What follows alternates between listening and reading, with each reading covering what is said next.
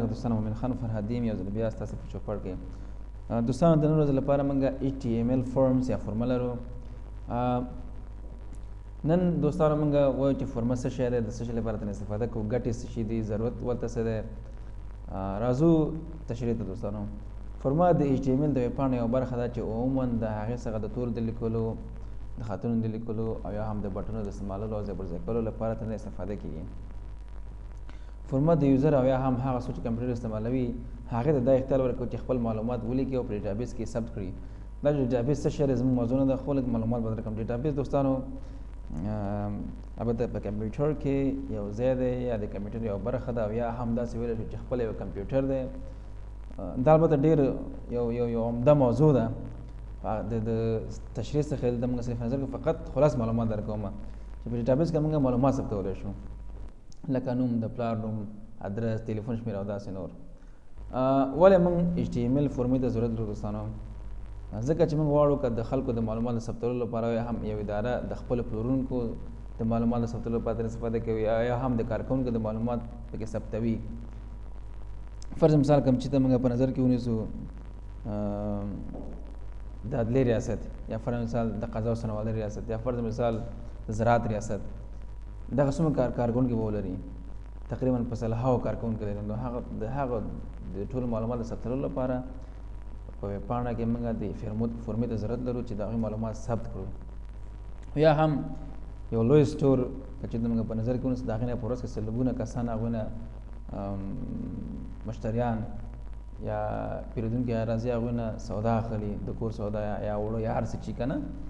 د هغوی د معلوماتو ثبتولو لپاره چې کوم کس په کم ټایم راغلی او زموږ معلومات اخیستي او یا سودا یې اخیستې ده او څه شی اخیستي دي، آیا نرخ ټیټ حساب شوی، پورته حساب شوی دی، دغسې د معلوماتو ثبتولو لپاره د فورمې نه موږ استفاده کوو.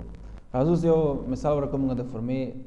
زما د دوستانو زه ګوګل ته لکه دغه فرض مثال د الکترونیک تذکیرو یا د ویب پاڼې په ویب پاڼه کې د فورمې یو مثال دی. دغه یو فورمه ده دوستانو چې په دغه کې مختلف قسمه معلومات لکه نوم، تخلص او د پلار نوم او تخلص، د نیکه نوم او تخلص او جنسیت او مدني حالت او ورځ او میاشت او کال. دغه د HTML د فورمې یو مثال دی دوستانو چې فورمه په دغه شکل دی او د معلوماتو ثبتولو لپاره ترې استفاده کېږي. دوستانو موږ د فورمې ضرورت ویل چې ولې ورته ضرورت لرو. راځو ګټې وایو. ګټې دا دوستانو د کار د چټک کېدو لپاره، چټکتیا لپاره. فرض مثال که چېرته موږ برقي تذکره یا الکترونیکي تذکره په مثال کې ونیسو، په ورځ کې په زرګونه کسان هغې ته غوښتنه کوي یا درخواست کوي چې باید تذکره واخلي. نو لومړی دوی راځي هماغه خپل فورمه چې په انټرنیټ کې د هغه ډکوي. که چې دا په نظر کې ونیسو، که چېرته په همدغه اداره کې یا محل کې یا په یوه ولسوالۍ کې د الکترونیک تذکرو ادارې ته ورسره لاړ شي، 2000 کسان اصل یا 200 کسان په یوه ورځ کې لاړ شي، تاسو څه فکر کوئ چې څومره بیروبار به وي، څومره وخت به ضایع شي او څومره تکلیفونه به خلکو ته پېښ شي؟ نو دغسې کار د مخنیوي لپاره موږ فورمې ته ضرورت لرو. دویم د معلوماتو د صحیح ثبتولو لپاره. فرض مثال یو نوم دی، په انګلیسي کې یو قسم لیکل کېږي، پښتو کې بل قسم. نو دغسې هغه خپل کوم کارمند چې د الکترونیک تذکرو کارمند دی، هغې فرض مثال په سپیلنګ کې یا حروفو کې څه اشتباه وکړي، نو دې لپاره تاسو خپله پوهېږئ چې زموږ نوم په انګلیسي ماچ سره رقم لیکل کېږي او په پښتو سره رقم لیکل کېږي. نو دغسې معلوماتو د صحیح ثبتولو لپاره د فورمې څخه استفاده کوو دوستان. دوم د نوبت لپاره. فرض مثال اوس موږ یو فورمه واخیسته، هغه فورمه هم ډک کړله، هغه فورمه په خپل وخت، تاریخ، دقیقه، ثانیه په خپل یو شمېره لري چې په هغې باندې ثبتېږي. نو دې لپاره موږ کولی شو د نوبت څخه استفاده وکړو چې په هغې کې د خلکو نوبت نه خوړل کېږي، قانون پکې مراعات کېږي.